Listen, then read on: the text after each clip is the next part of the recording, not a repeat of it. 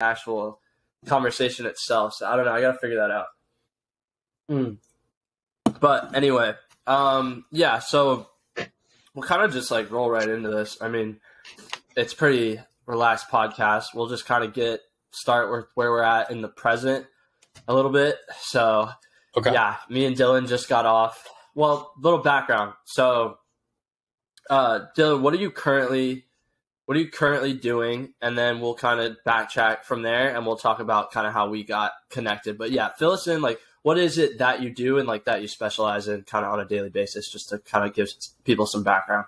Yeah. So my business right now is helping high ticket B2B service providers generate consistent lead flow on LinkedIn. Also helping them build high performing appointment setting teams. In a nutshell, if I had to sum everything up. That's what we do right now. So primarily we work with marketing agencies, high ticket consulting firms, people in the financial space. Really, we're not niche bound. It's just more so dependent on, do you require a lot of sales volume and are you selling high ticket? That's really what we look for. And can we target your niche on LinkedIn? Right. Yeah. Super cool. And like in a nutshell, what problem is it solving for businesses? And then we'll kind of get into why I got involved. Yeah. So the two pain points we solve are inconsistent lead flow and unqualified lead flow, primarily. Okay. And that's because LinkedIn, like, why does LinkedIn stand out among, like, how do you get to those points? Like, what are we, like, why does LinkedIn work better than others as far as targeting those two pain points? Well, there's a lot of reasons LinkedIn is preferred, especially in the B2B space. I think the biggest reason is just the quality of the people that are on LinkedIn compared to Instagram, Facebook groups, everything else it's not even comparable. And then also the response rate, like you're not dealing with message request inboxes. It's different than hitting them from cold email or cold text and cold call, obviously, because it's a B2B connection, but LinkedIn it just has a cool environment to make that personal connection. Like you're connecting business to, Profit Jack to Digicast, but really once you connect with that lead, it's okay, cool. It's Jack and Dylan talking, you know what I mean? So it's really great. It's just a great environment to breed very, very trustworthy relationships. And really when you're looking for qualified and quality leads, that's what you want. You want trust and you want to, I guess, be in a place where it makes sense for those B2B people to be. It doesn't make sense for you to reach out selling high ticket stuff on Instagram or like Facebook groups. It makes way more sense to do that on LinkedIn. Yeah, no, I 100% agree. And I want to get into like how you discovered that a little bit, because I've honestly even personally been curious. But like then just to kind of add on to that, obviously I've been working with you guys now pretty much since January. And a big reason I got tapped in was because there's a lot of different ways to sell client acquisition. But as you're looking at certain things, you look for things that stand out. And what stood out to me was this is now a streamlined way to talk to decision makers. Yeah. And versus the quality of people you're talking to on Instagram, the quality of people you're talking to on Facebook. I know personally I have VAs that run my DMs, right? So if it's like, and that means and the only reason I do that is because I saw every other successful business owner doing that so they could spend time doing other things. So if I know it's like 50-50 on whether they're talking directly to me as a decision maker, why would I want to message out there? LinkedIn, it stood out because now that's where the CEOs are active. They're active on email, and they like LinkedIn, like your resume stands out. Like that's your showpiece, right? Yeah. So it's like you said, that business to business connection where it's like Profit Jack's working with Digicast, and like then it's just like a mutual personal like thing. That's because that's like the first thing that comes up, and that's what people should be looking for on LinkedIn. Instagram, it's like you almost have to sell that in the message. Yeah. Like, this is my background. This is why I can help you. Right. Yeah. Yeah, exactly. Hey, 1 second. We got a special guest on the, Hey, y'all in here using the Riverside, boy. Yes. The myth, the legend. Yes. Thank you. That's lit. No, Braxton. Yeah. We were just tapping them in with kind of what, why LinkedIn solves the problem and like really takes people away from spending time like on Facebook, Instagram, those of the world. From your perspective, because we're about to get into this, why LinkedIn? Well, what stood out to you to even get involved with it and now put so much time building a business around it? Well, for one, it works, and I've done it on every other platform. The other thing too is think about when you build your Instagram profile. What do they ask for? Your name, your gender, your email. Think about Facebook, same thing. TikTok, same thing. What do you have to do when you build your LinkedIn profile? You put in so much data on your job, your history, your about section, who you are, your goals, like all this stuff. You have so many more data points to connect with people on than any other platform. I have people that I've managed before that are freaking millionaires who have 217 followers on Instagram. And then there's some kid who runs the same kind of business, barely makes any money, but he's got 10K and a blue check. Everybody goes to him. You know what I mean? So it's like on LinkedIn, it's just a different field to be in, bro. Yeah. It's good. What he said. Yeah. What he said. Yeah. And the quality, right? So now you see not only does 10K on Instagram, 10K on LinkedIn looks a lot different. Oh, yeah. Right? If you have 10K on LinkedIn, even I know looking at that, that's 10K people that are taking their professional life seriously versus 10K, 50% are fake and the rest are like people, you know. Still, so. Right. It's definitely interesting. I tell people all the time, you talk about 10K on LinkedIn, 10K versus Instagram. It's like, okay, 10K on Instagram is likely like a couple people of your family that you didn't block because you're doing stuff you probably shouldn't be. Some girl you met at a pool in 8th grade still follows you. Your friend Timmy from the 3rd grade church camp bus ride that you went on. Well, my 10K on LinkedIn is literally either people who thought about giving me money, people who are about to give me money, or people who already gave me money, or people we're connected with for something else to happen. But that's not the same case on any of the other social media platforms. Yeah. Also, are there people on this call listening to this? I don't know. I put the link on my Instagram, and I think like I rarely do that, but I was like, oh, this one would be cool to do that because I know people have been like DMing me on Instagram about the LinkedIn stuff. So yeah, I wanted to put that out there. But yeah, eventually, I mean, it would be a cool way to do it. I might even set up my phone next time and just go live on my IG or something. I like Riverside. I use Riverside for our case studies and stuff. I do. Yeah. It's like it's definitely a life hack. And I saw they just updated, so I think they're doing like video editing too and whatnot. Yeah, man, I'm not sure how long we've got you here, but I am curious, you know, where are we? Yeah. What are you guys currently innovating with as far as, what were you, how did you get started with LinkedIn? Like, what was the product? How is it innovated to now? It's kind of funny because now it's like full circle because now exactly it has done for you doing management of campaigns for people on LinkedIn. Okay. But completely done for you, like completely, they would never touch anything. We would just book the appointment for them. Okay. And that was like an appointment setter, like type thing, like kind of you book discovery calls for them. Yeah. And it worked really well just as far as scalability. At that point, we were still learning and testing some stuff ourselves. And we brought a bunch of people into it, but we just realized that for a lot of our clients, they needed the leads, yes, but they also needed a bunch of other stuff. And we weren't charging enough to be doing all that for them too. Like they needed help with their offer structure, price structure, upsell, downsell, cross-sell, email follow-ups, a ton of stuff. You know what I mean? So we're like getting them appointments like, yeah, I don't know if this works for me. And it's like,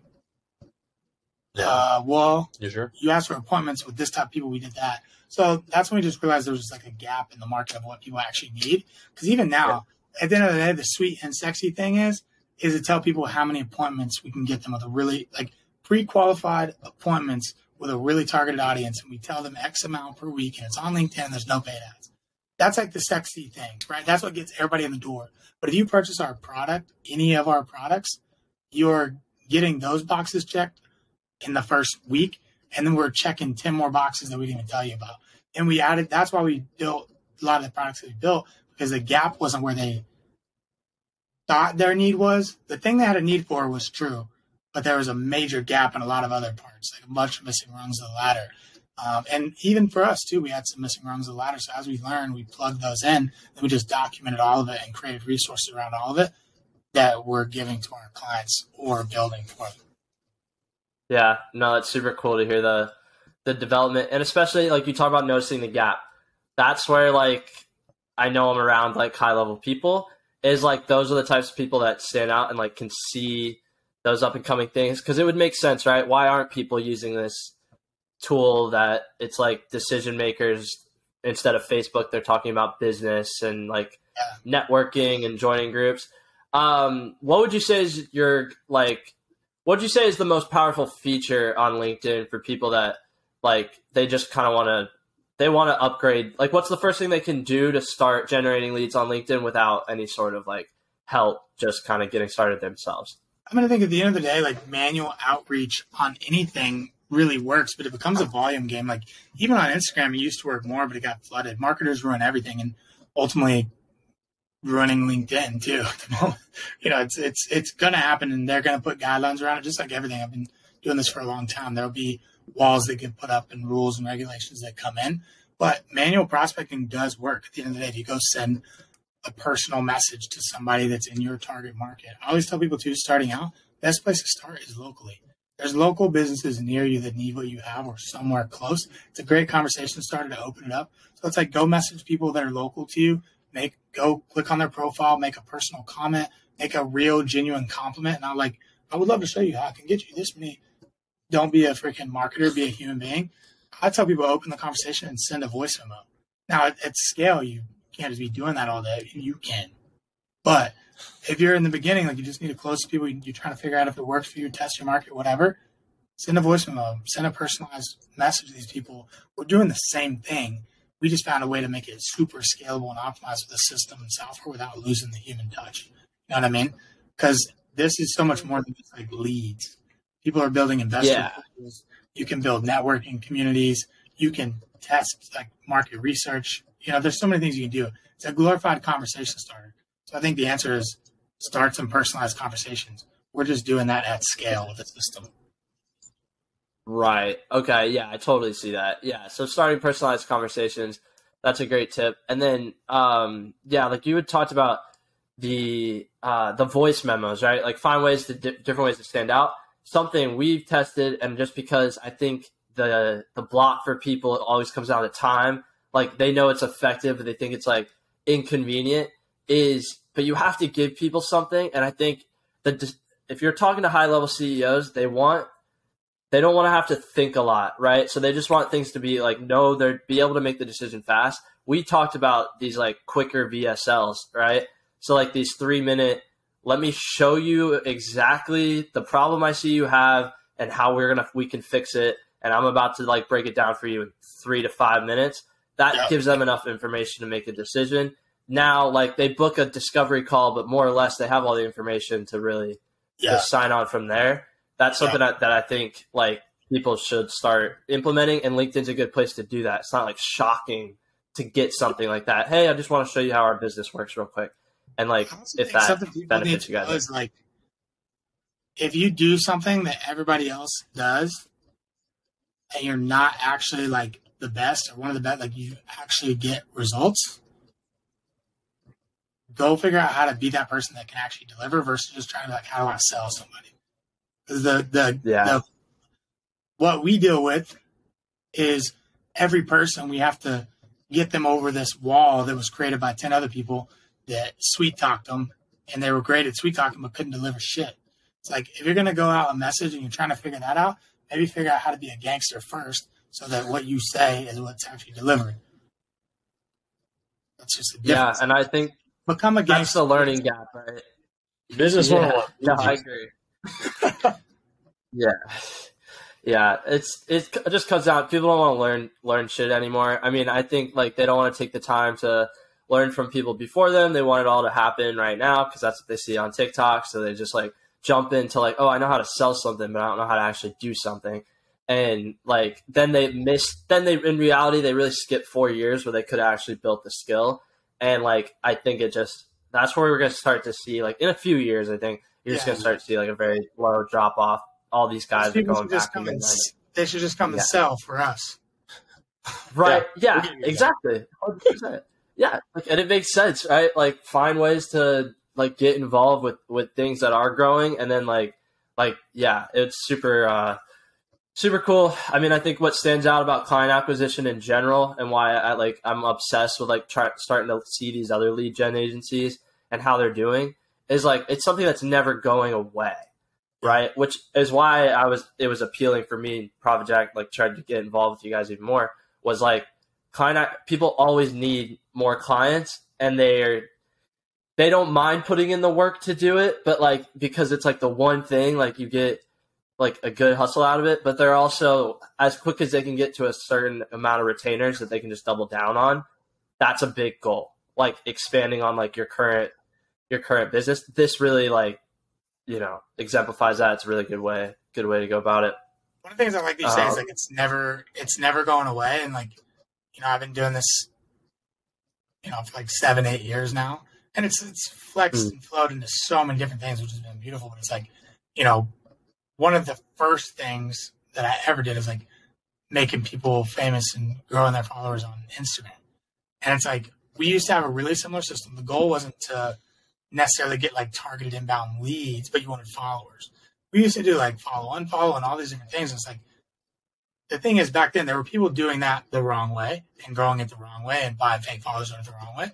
But like in the same sense, like what we're doing now isn't crazy far off from what we were doing then. Is like, I was finding, for example, one of my first clients ever, she was a shuffle dancer. She worked for an energy drink company.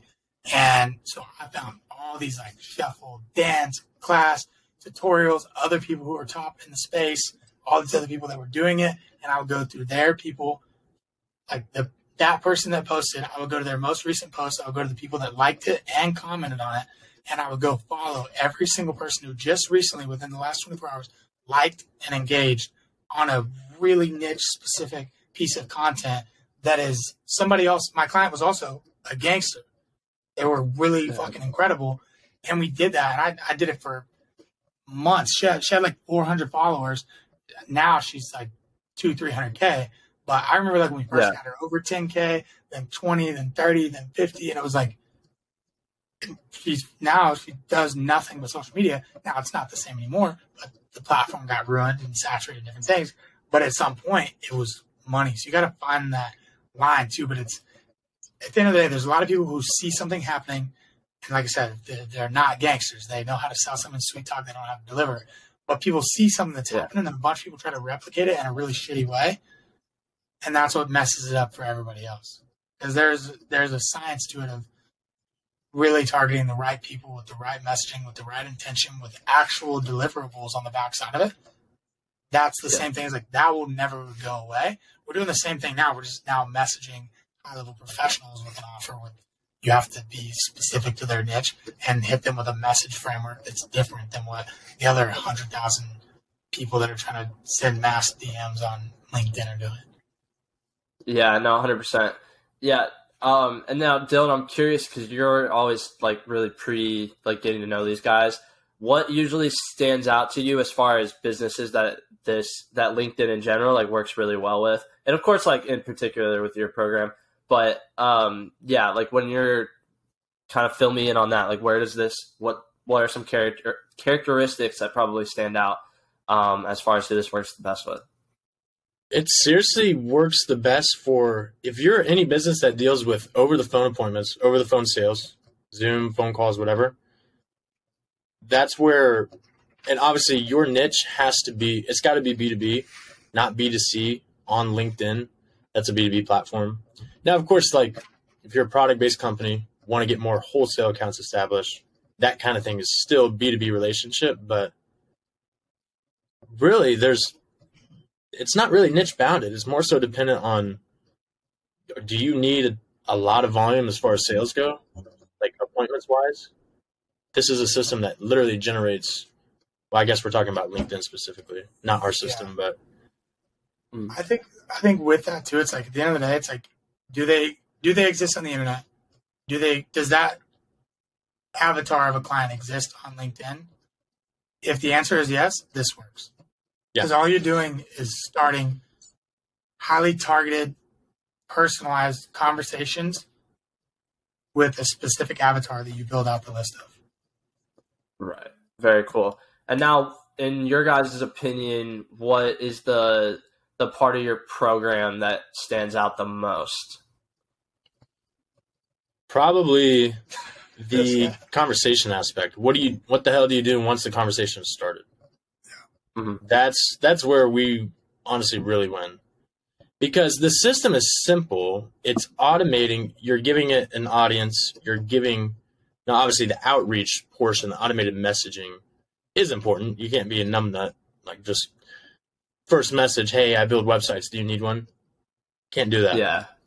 So we start with an engagement approach, just a low pressure question is what I call it. And then if they haven't responded over the course of 2 weeks, we hit them with 4 to 6 messages, just trying to stay at the top of their inbox. And that's where we really win is once they respond, what the hell do you do? Well, we have a very simple 3 to 4 step process.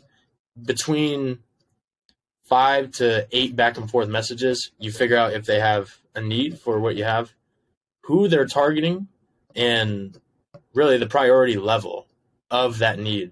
And if it's a high priority, if that need that you solve, that pain you solve, if you solve that pain and they have it and the priority is high for them, it's very simple to book a call. Like it's really simple. The way we have it laid out. A lot of people overcomplicate it and try to do too much. It's really doing less will get you more results in messaging, in prospecting. Not trying to sell in the message, not trying to keep it low pressure questions, build rapport, and that's how you build trust. And then you can ask those things like, well, okay, you've gone back and forth through 5 messages. Now you can ask, well, I'm curious if, we could help you book an additional 15 or whatever your offer is. Like, would you be interested in that? Yeah. Or would that benefit you where you're at right now? You just got to take time to have a human-to-human conversation because most people don't do that. Yeah, most people don't do that. They just go right for the pitch in the second or third message. And sometimes it can happen. And that's what the awareness on that's really key because it's almost like in-person messaging, like as somebody who's literally followed it and used it word for word. Like it's very much when I'm even utilizing it, it just feels more like I'm just talking to them, not so much like I'm trying to sell them. Yeah. And then I think once they feel that, that's the biggest gate you got to get down. Because on Instagram, immediate, okay, this kid followed me as of today. He just wants to connect, and then boom. It's just crazy. And that's it's cool to see how that digital media, just marketing in general has evolved to where now it's oh my gosh, now we see what too much of that looks like. Because initially it was oh cool, these people are trying to communicate with me. And it quickly got to oh my God, this is so annoying. Yeah. And now it's just, okay, you got to go. If you want to have business conversations, go to where the business, situations are. But it's all about your approach. That's the thing is you're just a human being and you approach it correctly. Even on social media, which I've a good amount of followers and stuff now, but for a long time, man, I've always been able to connect with these higher level people and have conversations with them and they'll give me their address to send them some stuff and voicemail me back and forth and usually end up follow me. And it's all about the approach. I think Gary Vaynerchuk is always give, ask. And it's just giving value. If you have something that you want, don't just walk in and ask for it immediately, unless something makes sense from something they posted up. It's adding value, leaving a comment, an actual real comment. If this was the only person that you had to try to get a response or reply or get a deal with, that was the only person you could do it with, how would you treat that? And trying as much as possible to treat each person that way is your best avenue to actually get real responses. The same reason I think we have people who tell us literally every phone call, I get hundreds of messages a week, but your guys is stood out. The way you guys did it, I appreciate it. And I think that's a big piece to it. I think with the whole process in general, it's really simple. It's the same shit, but it's all these little things from taking the time to put your profile in the right way and put it together and taking that a little bit extra time to make a list that's going to run out faster, but it's targeted to a location. So you can make a comment about being in that area before, because that's going to stand out to them, and like putting that personalization to the message. And when they respond, taking the moment to click over to their profile and look at something and say something again. It's like, yes, it takes a little bit longer, but your results across the board, it's all little stuff. I also think the little tip about this is a money tip right here. Don't ever send your calendar link. Ask them if the day and time makes sense, and ask them for their phone and email. That one tiny thing right there, bro, will triple your booking rate. So high up, you can't even count it. So high. It's that small of a thing, but it's being really fucking good at the small things. That's what I think this is, and having the right intention behind it. Yeah, because really, you could take all the principles we teach and apply it to any platform. Exactly. It's just LinkedIn. It's easier to cut through the noise, definitely. Yeah, because people are going to be getting hit up constantly in every platform, but it's nice we have an automated system to initialize the outreach or to initialize the conversation. But really, the principles we teach with prospecting and how to book appointments and what to do on those appointments and how to close, that can be applied to literally any platform. Cold email, cold text, cold call, whatever. Yeah, no, I agree. I mean, I've run some, like, not seriously enough to really like prove it left or right, but I definitely saw more engaged conversations applying the same system to Instagram.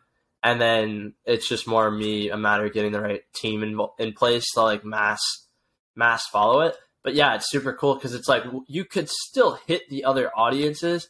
Like there's no problem with that, because personally, I've always seen it with outreach. At the end of the day, it puts your profile in front of that many people. So regardless of if you close them on like a discovery call, if you're keeping up with your content, you're keeping up with your value, like they're going to click on it. I saw my Instagram profile get like 1,000 views in a month because I sent out like 100 messages a day.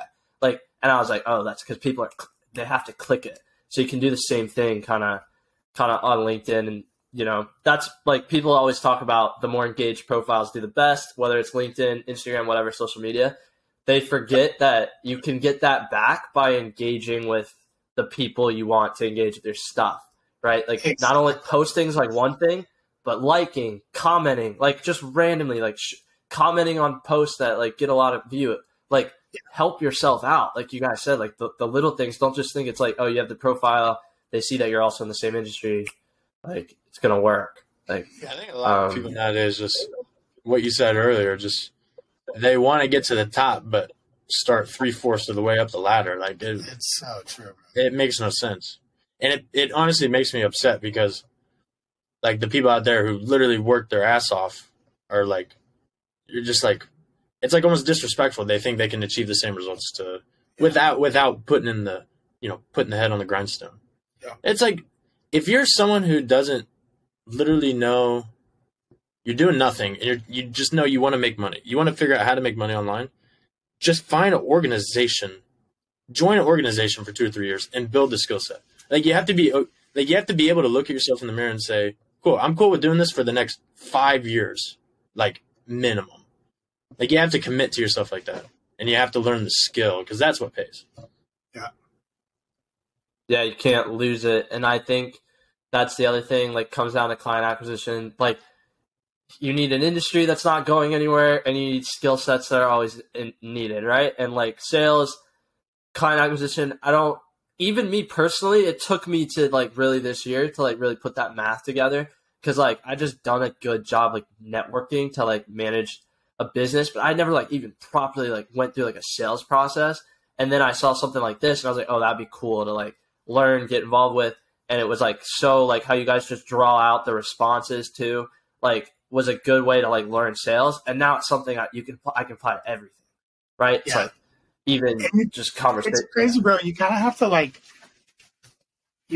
pay attention to the market of like at some point it was extremely valuable to be like really articulate and like well put together. At some point, like you get this fucking beautiful email. You're like, fuck yeah. Now people are like, probably Chat GPT or it's a robot. So now we purposely like lowercase and misspell and put things in there. So they're like, okay, at least I know this is a human. The the fact that we have to jump that hurdle first is like, well, honestly, like I kind of hope LinkedIn comes out with something that just like fucks all this up. Because I remember when I did that with Instagram, like when I was doing everything like this on Instagram, and they came out with an update that just like destroyed it. So, and there was so many people with agencies like mine and people doing it wrong. And there was people who were actually delivering the results. That happened. 95% of them instantly wiped off the earth from that industry. That's what's happening to this currently. All of our conversations are destroying their skepticism, and then they want us to like only do performance and different things. And it's like they're not willing to pay. Even when you have 100% money back guarantee, they're not even willing to trust even that. But it's like I almost get excited about when that happens, because the people who have these skill sets that don't change, that don't go away, that are actually real, it'll take us a couple of days to decide now what the avenue looks like, where those people are just screwed waiting on the next software that got popular and try to sell as many people into it as possible.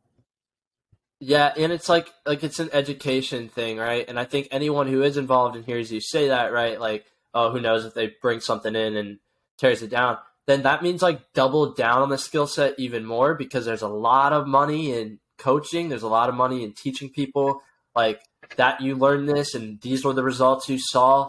And like, I'm big on, I think that's a subtle reason, like documenting it is like pretty important to me, or like I'm prioritizing it personally, is because it's like at the end of the day, if I want to go back and train this or coach this or like feel like more value to do that, I'd have all the footage. Like I have all the, I don't know, walk the walk. Like he said that, did that, produced this result. And people could have that like going through things like this where they can really dial in a new skill set. So super cool. Now, what's up? I'm like ready for that kind of shit to happen, because we're in this like age where like COVID happened, all this shit happened. Everybody like had to figure out how to work on their computers. So everybody's like, well, you know, I made a WordPress site back for my cousin, you know, back in whenever, like maybe I could do that again, or whatever. Like everyone's like, oh, I watched 6 YouTube videos and like now I know how to do this. Other people are shitty at doing it and selling all those people on how to do it. Now they think they can do it. The market is full of people who are shit at what they do. There are people coaching people who need an incredible amount of coaching. We've had plenty of them through our ecosystem, and people who have, we literally have people come to us who what they do is what we do, and they have like more clients than we do. And I have people who've never even heard of it before that come in that I have a higher level conversation about it than the people who sell this thing. So I'm ready for like the world to crush down on this space so that only the real ones will be standing. The guru space. And, the guru space. I'm anti-agency owner. I don't want to be nobody's guru. I what we do, you know? But I'm just excited for that to happen. I think other people are scared of it, but I'm ready. Me too. I'm tired of like, I have to like even limit how much I go on Twitter, because there's like kids with like 86 followers with their new blue check that they're paying $11 a month for, and like they're telling people like how to make 10K a month, and like they haven't even like closed a client because they're like in my DMs like, hey, can you like do XYZ and like everything? And I'm like, no, like, dude, like don't even have like a landing page. Like it's frustrating, you know? And but again, like you guys said, this should all happen. You know, the people who are able to stay ahead of it, the curve, keep innovating. I've talked about this a little bit because I think like, and I'm curious what you guys take on it, but what is your kind of mindset building the business every day? Like personally, I've realized entrepreneurship is more about just like constantly innovating, because yes, there's that subtleness to like stay ahead, but at the same time, like keep what I have currently going. Like if it's working, like keep drilling. I'm curious, like kind of what's your guys' mindset day to day? How do you both focus on what you're doing now and like stay ahead of the curve if something like that were to kind of happen? I think one thing for me is like, you know, I went from having like a single service. You know, I was charged like $97 a month for something that I was doing. And, I went from that to, now where we are really high ticket. Now, I really have like a plethora of experience from energy drink companies, dancers, actors, authors, baby formula companies, and fencing companies, like all over the map. I think one thing is like, for one, if you're just actually good in delivering, right? And some of it, you just have to get the experience. And that's the season that I was in. But even like right now, like our program that we have, people are crushing with it and they're winning and doing really well. And we are too. But our onboarding could be better. Our videos we're updating now because they could be better. They could deliver better. They could help us not have to answer as many questions because we could implement this piece into it. Our check-ins are pretty good, but maybe those could be better. So it's like, ultimately, depending on what you're trying to do, and if you're going to go heavy on sales, it's like, even what you're doing, it's like, I think your goal should be to like be the best and deliver the best experience possible for your clients. And like, we have a really sick system now where we have people coming to us and we don't have to work on referrals. But I built my business for 6 years only on referrals. And I did that because I knew, I was like, if I'm actually fucking showing up and doing what I say I'm going to do, people are going to talk about it enough that I'm going to be able to keep doing this as a job. So I think it's like, if you can prove yourself to yourself and just be constantly there to, yes, meet your like financial goals, but also make sure that the goals you promised and sold to somebody else, you're putting just as much time towards making sure that happens, not just selling as much as you can and not fulfilling for them, Yeah, it's about like kind of staying present, staying like looking at the opportunities you have right in front of your face and understanding those really are like you're prioritizing what you took so much to earn. Like, don't forget about like the journey it took to land that client, and now you need to really almost put in more effort to retain them. But yeah, Dylan, I'm kind of curious, like based on just kind of your goals right now, like how is it? What are you constantly, or I guess, yeah, what's your mindset kind of going in on a day-to-day basis as far as helping everything grow? Show up, rip heads off. No, I'm just a big believer in just working hard and showing up, like consistently doing something. You're not going to fail.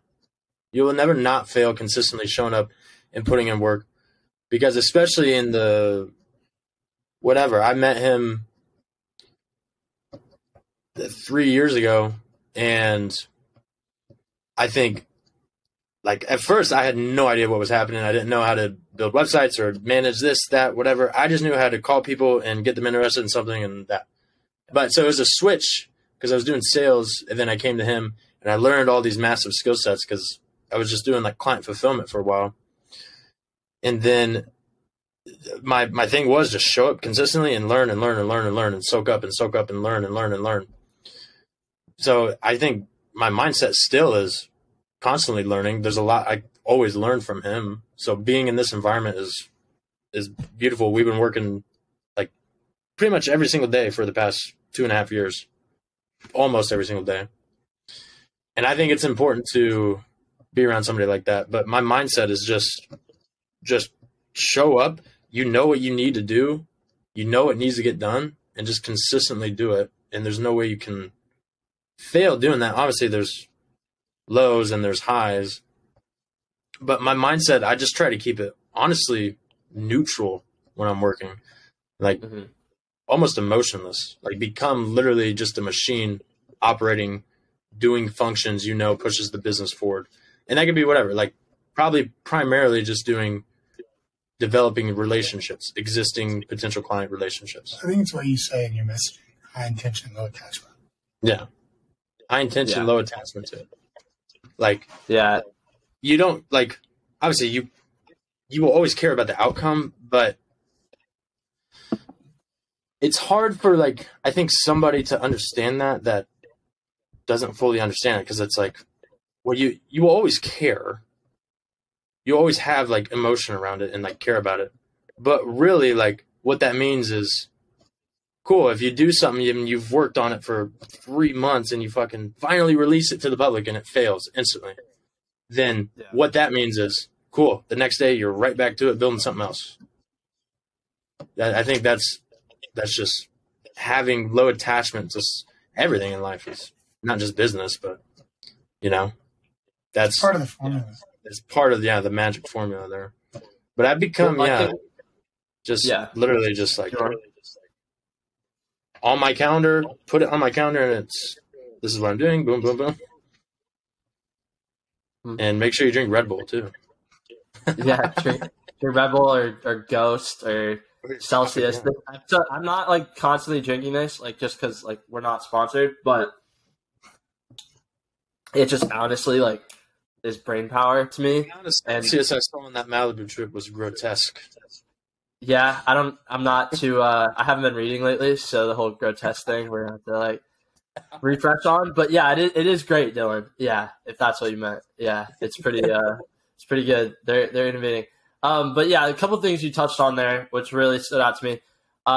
As far as like the relationship building, like it's all and like removing attachment, right? It's changing the expectation. So like, yes, we are selling like a client acquisition process and like an outreach program, but at the same time, you can see there's small wins in the way the messaging's set up that you could start to gain from. Like personally, I've utilized it. Like you can tell pretty clearly, like when a client doesn't have a need or whatnot, they're still like very high value people. And if you handle the conversation the right way, I've booked calls just for like networking.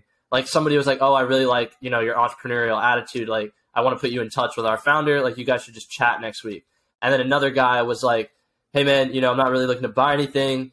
And I looked at his profile a little bit and I was like, oh, he wrote a book, he did XYZ. He'd be a good guest for the podcast, and was like, just kind of asked him a few more questions. And because it's LinkedIn, it's professional. It's like, now you can ask these like people that are in these high positions. You wouldn't have access to call them. You talk to the receptionist, you talk to their Instagram manager. This is like, no, I mean, you got them in the room. Like, you can implement a program like this, speed up like the amount of connections you can make, and then just, yes, you want a discovery call, but even if you just took a normal call and you guys got to talking about the value you provided, you could hit something. Like you might find a win-win just kind of going about it. So yeah, it's super cool. Paying attention to the relationships kind of seems like that's a big theme. You guys kind of built it. Yeah. It's everything, dude.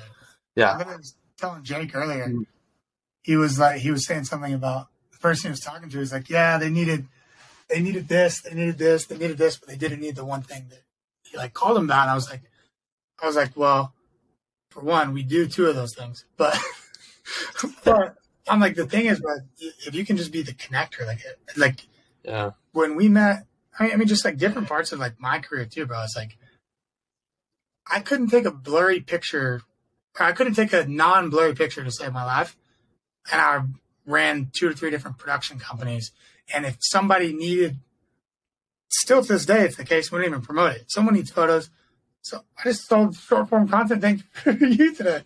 Someone needs videos. Someone needs content. So they come to me. I can't take a not blurry picture, but I was just connecting people. And it's like, so at the end of the day, like in every conversation you're in, if you can find a need that they have, even if you get nothing from it, I've done it a million times, connect them to that person. Because then they're going to appreciate the hell out of that. And then they might be like, hey, what was it that you do again, Jack? I think my cousin Susie could use this. Just connect people. If you find a need that they have, it's like, just be a real person. Like that guy you said today, I was on the phone with you, like, I'd have freaking hung up on him. And I thought that in my head. I'm like, freaking hang up on this guy. But I was like, you know what? I'm gonna leave him with some value. I sent an email to him, told him if he needs something that I could connect him with these, whatever. It's like, dude, relationship capital is everything. It's small little things, but giving gives back. Like if you just know they have a need and you just try to be the connector, that shit's gonna just like flood back to you like a ripple effect. When it hits the edge of the pond, it's gonna come back. I think you can also, when you're trying to like make a business, make money, you can get caught up in just like, cool. If you're not trying to buy something from me, then like you can't be on my calendar.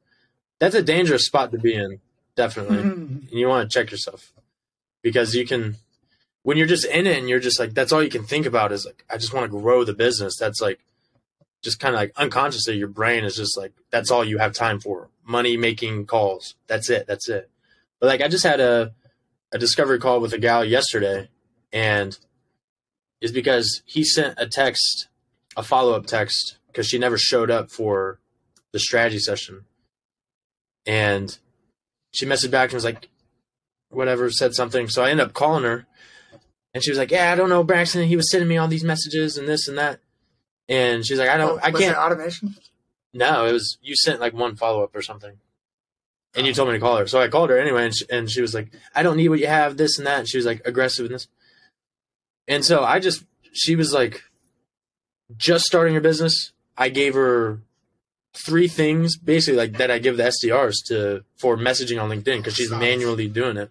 And then she just sent like, she was on the call. She's like, yeah, God sent you to me. Like, thank you. This is like just changed. Like, you just gave me so many great insights. Like, I will come back to you as soon as I'm ready.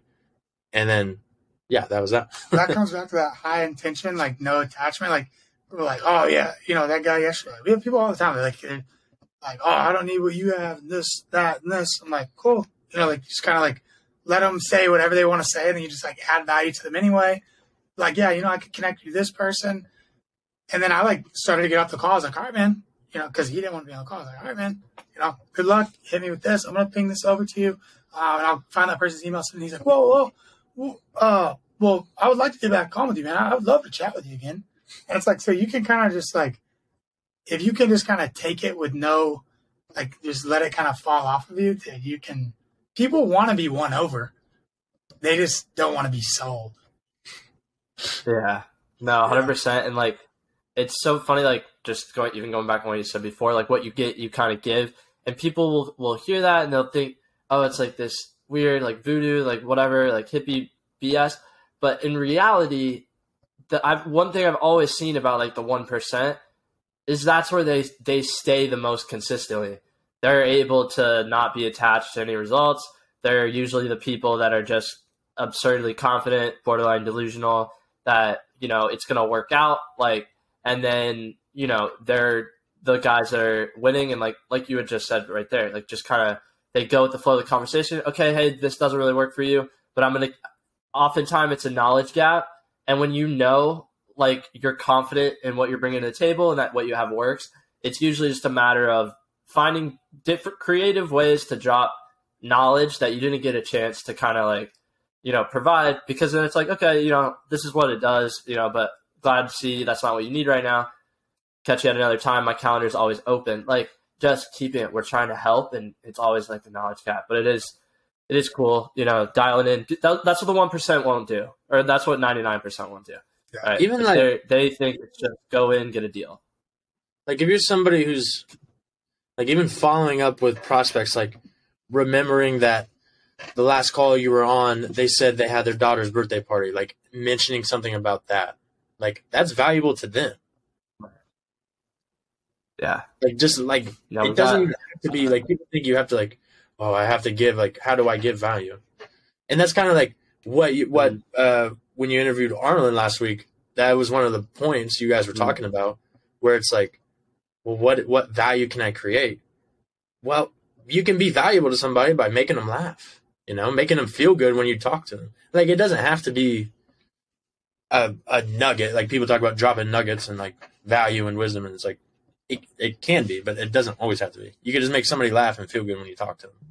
Dude, I'll tell you now, one, like that, I think this is a fucking superpower.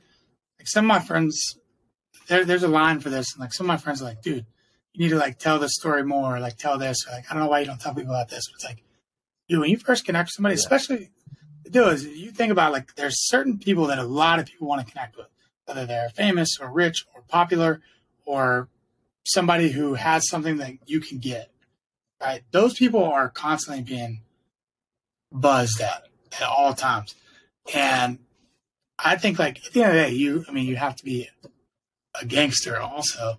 But like when you introduce yourself to people like that and like have conversations or an opportunity, never go for an ask.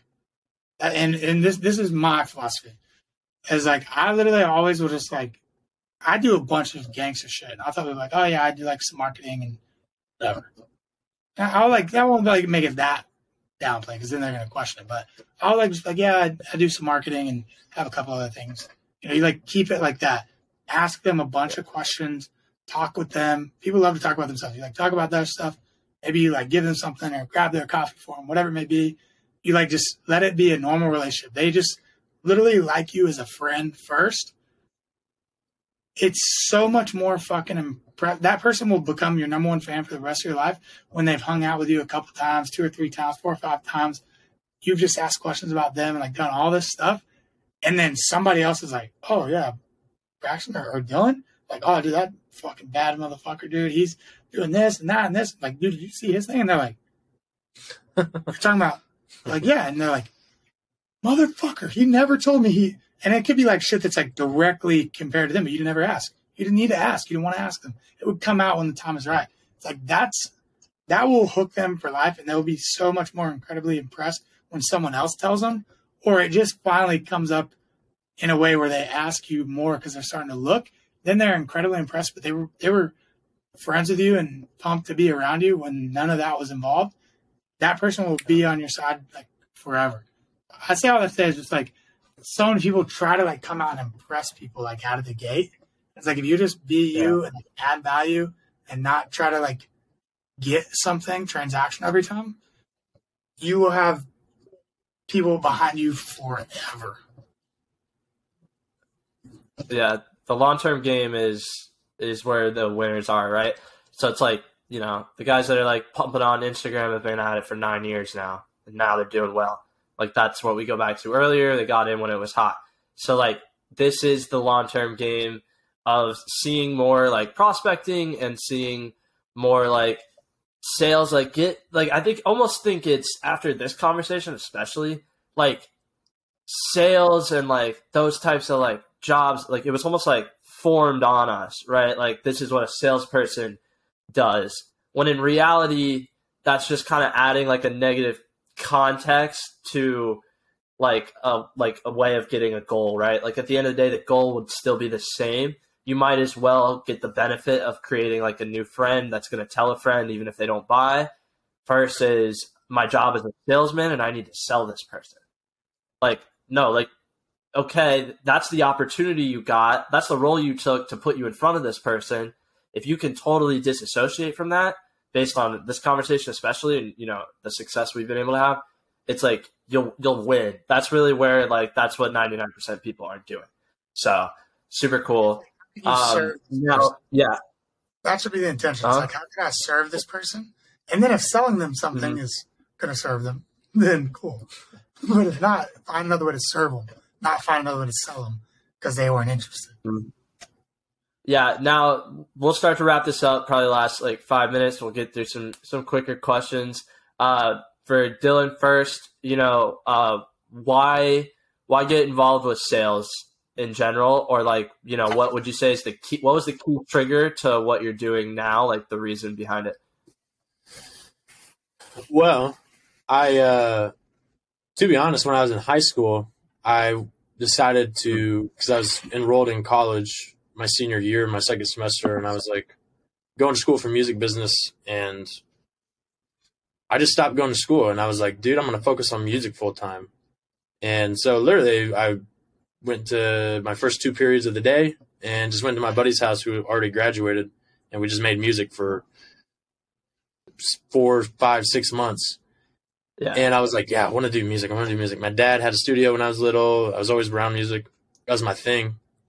And then I realized, I was like, shit, I need to make money. Yeah. So I'd also learned about like trading crypto and how to trade the Forex markets. But that's crowded with a lot of shady people too, the gurus. And I was like, screw this. Like I'm just going to try and learn sales. And so my first sales gig was selling cars at a Toyota. My buddy actually worked there. He got me the job. I say that, but I went in there and just murdered that interview, dude. Like absolutely murdered. I was 18 at the time, and I was like nervous as shit. Anyway, I got that job. I sold like 8 cars in my first. It was literally the most amount of money I've ever made in my life. They weren't all new. They were like used. I made like cars you sell in the first month? 8. You had 8 cars in the first month? Damn, dude. Okay. And that's why I hired him. I heard about it. And I know we're gonna get to that in a second because I'm curious. It seems like you've always had the sales itch. which is like you've always been good at it. I mean, but continue. I'm curious. I've always, people have always told me I've been a people person, but like sales kind of always intimidated me. But while I was working at Toyota, I got approached by a friend who had a mutual friend that was trying to build a sales team for like some websites and stuff. And like I'd heard about that stuff, but I'd never known anybody doing that and selling digital marketing or anything like that. To make a very long story short, ended up not being a real good fit for what I wanted. Ended up not really paying me what he promised me. But through that relationship, I met with that shitty marketing guy. I met this guy. Yeah. And I told you that story when you were here. And yeah, really just trying to get in sales originally was, dude, I just knew I wanted to make money. I just wanted to make money somehow. Like I always thought I deserved to live the best life I could. And that was California. Yeah, that was what sales came from. Yeah. I didn't really know. I saw I literally looked up 3 days before my interview. I just studied the shit out of Grant Cardone, selling cars. And I'm like writing all these notes and shit on selling cars to before I even interviewed. And I mean, shit, 8 cars in 1 month. It worked. So there you go. All you car salesmen out there. The thing about this guy, dude, is he's not afraid to try anything.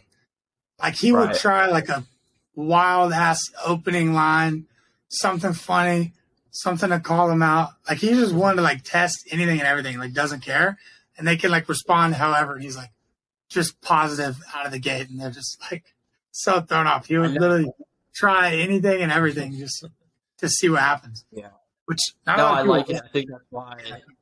Yeah, we all get. I mean, talk about getting around like-minded people. I have this big saying of just throwing paint on the wall, and you know, that's just big on me because it kind of gets the creative side out. But you have to try these things because at the end of the day, when you're 1 of 1, that's the winner, right? Or when you're 1 of 10, that's the winner. Or when you're 1 of 100, so it's if you try something like that, and I've seen you guys do on your discovery calls, right? Just listening to those back, it is just so interesting how it does sound like it comes naturally.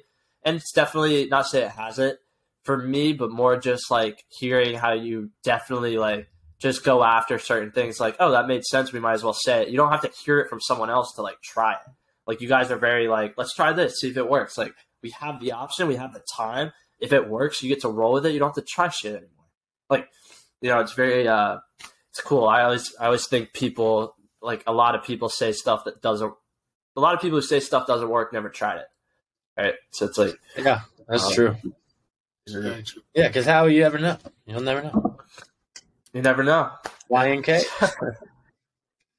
Yeah, cool. This one I kind of like to ask, just kind of wrap it up, and then I'll give you guys one last question. I'll let you guys ask me some stuff.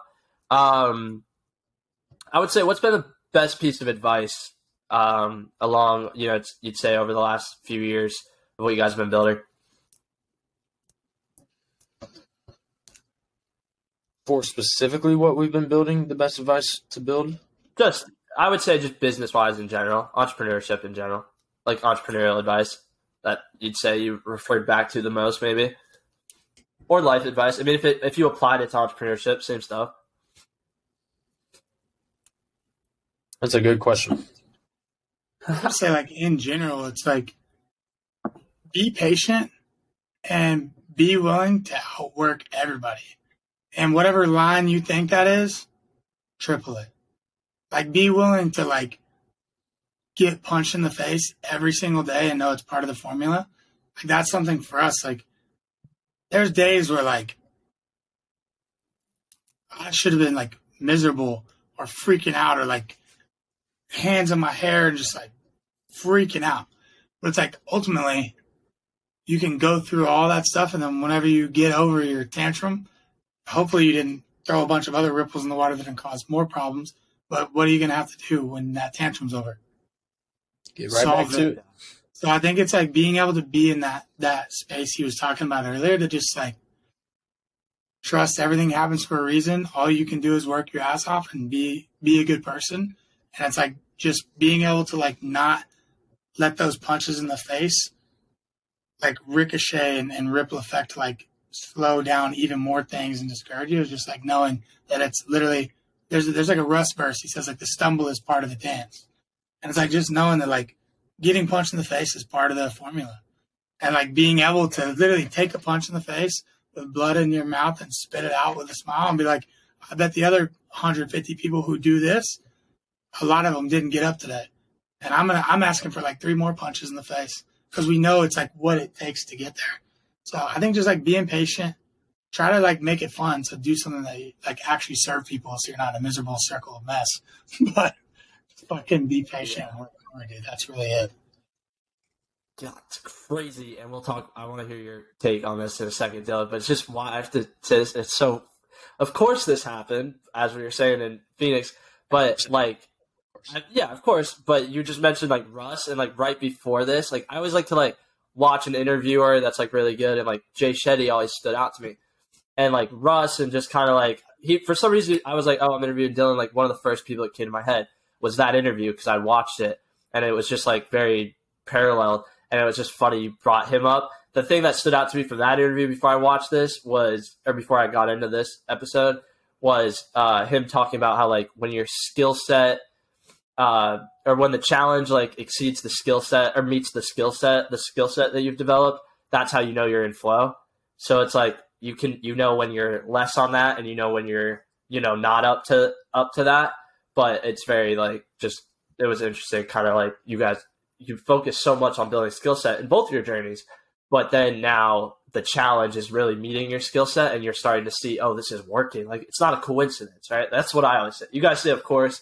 I'm always like, it's not a coincidence, right? Now you've put in the skill set, and now it's meeting the challenge. But yeah, Dylan, I'm really curious. Jack, I would hug you if I could, dude. I'm glad I got to see you. Talk tomorrow. Of course, man.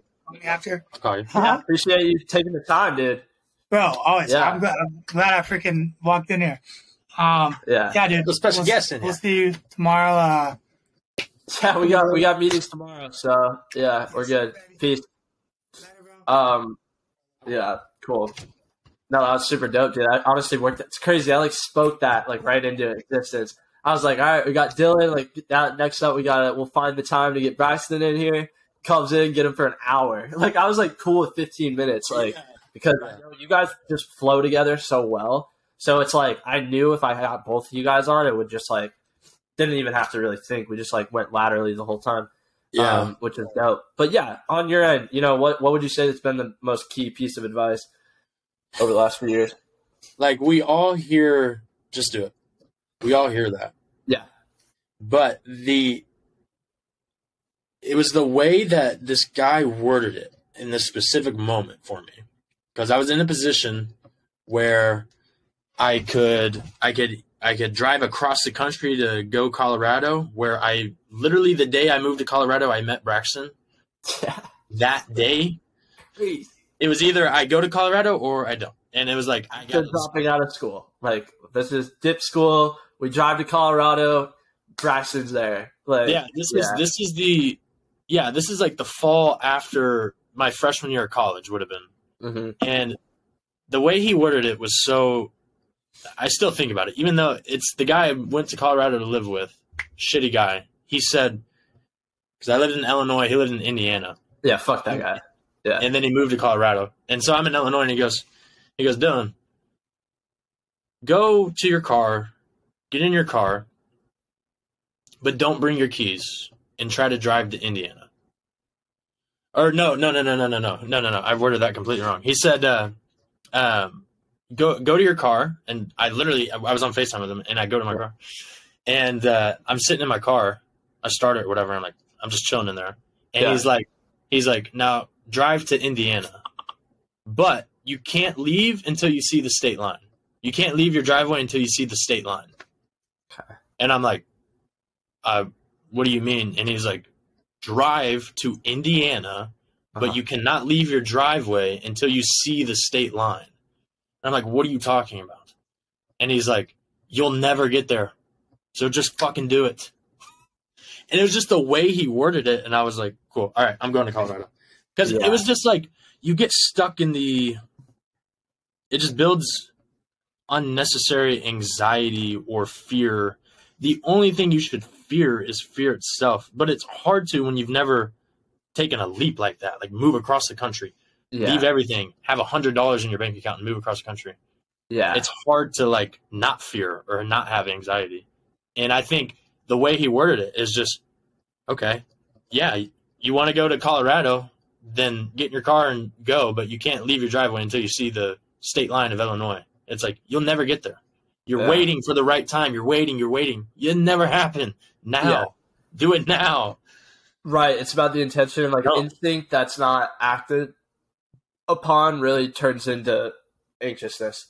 Right. So like, when certain things are right, and you kind of I've struggled with this. I'm very open about this, but I have a big problem with like I see the big picture, like I'm good meditating, visualizing, but then I get a little attached to the big picture, right? Like I get a little attached to like, oh, it's supposed to look like this. So when certain things happen, I'll oftentimes, more in my, like in the last like year, I've got out of this, but like I would oftentimes be like, oh, that can't be right because I pictured it in my head like this. Like, no, not supposed to follow that. When in reality, there were certain things that were kind of like, oh, just kind of follow this, like go like this, and tapping more into that. Like my instincts were kind of telling me, oh, this makes sense based on what we just kind of did or what we just accomplished, but it's not exactly how I drew it up, so I'm not going to like pursue it.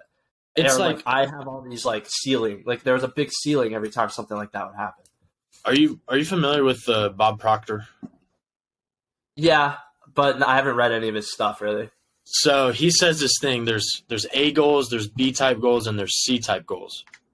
So A goals are things you can do in your sleep, like folding your laundry. Like you can accomplish that task with like no fucking effort. B type goals are like building a birdhouse. Like you would know how to do it. It just takes the effort. You got to get the tools. You know where to get the tools. You know where to get everything. You can do it. It just takes a little bit of effort. C type goals are just outside your comfort zone. You have no idea what the fuck to do. You have no idea how you're going to achieve those. That's like A-type goals and B-type goals. They will always happen how you envision it. C-type goals will never happen how you envision it. Like it will. And I'm not, I'm young. We're young. I haven't experienced as much life as, a lot of other people on this planet. But everything I've wanted to do that I've never knew how to do, and I thought it would go this way, it never does because you don't know how to do it. So it never goes the way you think. Yeah.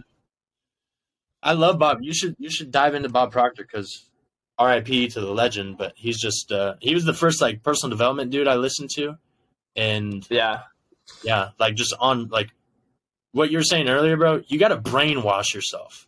Like you literally have to you have to go like psycho. You literally have to just go psycho for this shit. Yeah. 1 second. I'm going to pause it. I just got to run to the bathroom real quick and we'll finish up.